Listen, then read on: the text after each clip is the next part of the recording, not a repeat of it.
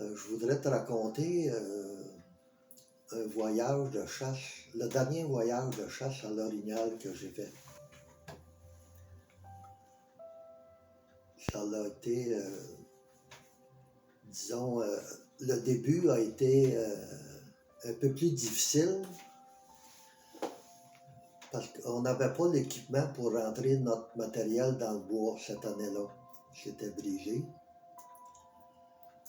On montait ça avec des sacs à dos dans le bois, à 4 km environ. Puis de là, moi, on avait chacun nos places pour chasser. Un genre de petite cache, là, pas trop grosse, là, pour qu'on pouvait rentrer là-dedans pour 4-5 jours. Puis moi, ma place était la dernière à l'autre bout, mais ça faisait 7-8 ans que j'allais pas chasser là. De là, les chemins n'étaient pas entretenus.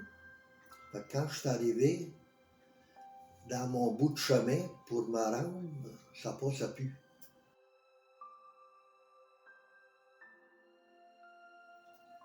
J'avais beau essayer, les branches sont tellement fortes et entretassées que c'est impossible de passer là. Alors j'ai contourné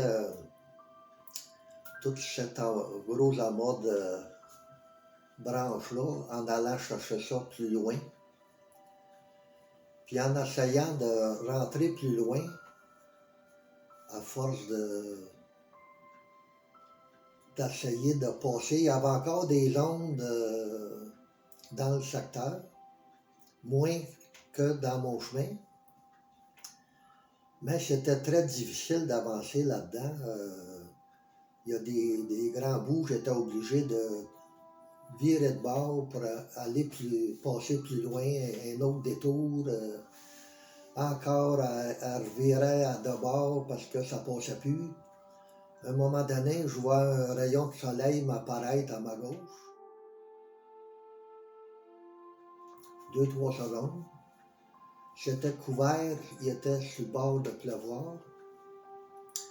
Au bout de 12 à 15 minutes, un rayon de soleil qui m'apparaît 2-3 secondes à ma droite. C'est là que j'ai tout mis mon matériel à terre, le sac à dos, la carabine. Là, j'ai fait un signe de croix, j'ai dit à notre père, je vais avoir besoin de toi demain matin. Adieu. Parce que là, je vais passer la nuit ici, là, parce que là, je t'ai garé. Quand tu vois un rayon de soleil à ta gauche, puis 15 minutes après, tu le vois à ta droite, c'est parce que tu tombes dans le bois. Arrête-toi parce que tu vas... C'est mieux de te trouver un abri pour la nuit. Même s'il pleut. Essayer de te couvrir là, pour... Puis là, je me suis assis sur un arbre qui était couché au sol. Ben, pas directement au sol, là, mais... Fait que là, j'étais après manger une petite collation avant d'arriver à ressortir de là. Puis là, ce que j'ai vu dans mon sac à dos, que ça fait 10-12 ans qu'il ne vient jamais à la chasse parce que je n'avais plus besoin, jouer une petite bosse qui ressortait d'un des petits sacs du côté. Parce que moi, je me disais, si j'avais une boussole, je pourrais peut-être m'orienter, mais dans mon manteau, puis mon manteau est au camion. Fait que j'avais plus rien, là. Mais en fouillant dans ce petit compartiment-là, je me rends compte que c'est une vieille boussole qui est là depuis 10-12 ans aussi, là. Avec le fameux sac à dos qui ne savait plus, là. Fait que de là, j'ai dit, ah ben merci mon Dieu, j'ai fait un signe de la croix, puis je sors la boussole, et puis là, je commence à examiner ça.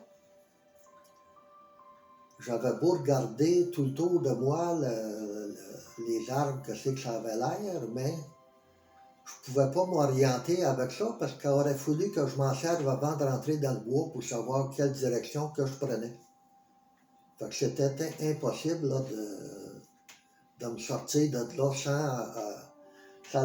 c'était plus facile, plus prudent d'attendre au lendemain matin pour essayer de me sortir de là.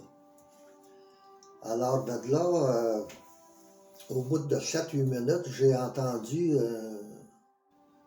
un gros camion, même si j'étais à au moins 4 km du chemin, de la manière que le bois est fait par rapport au ruisseau qui est plus creux, ça fait comme un chenal que le bruit se propage par ce chenal-là. Là. Fait que là, je savais, j'ai dit, oups, j'ai de quoi m'orienter, là. Alors, à un moment donné, quand il a fini de monter cette côte-là, là, lui, il tombe, il reprend une vitesse plus normale, mais il y a une deuxième côte à remonter.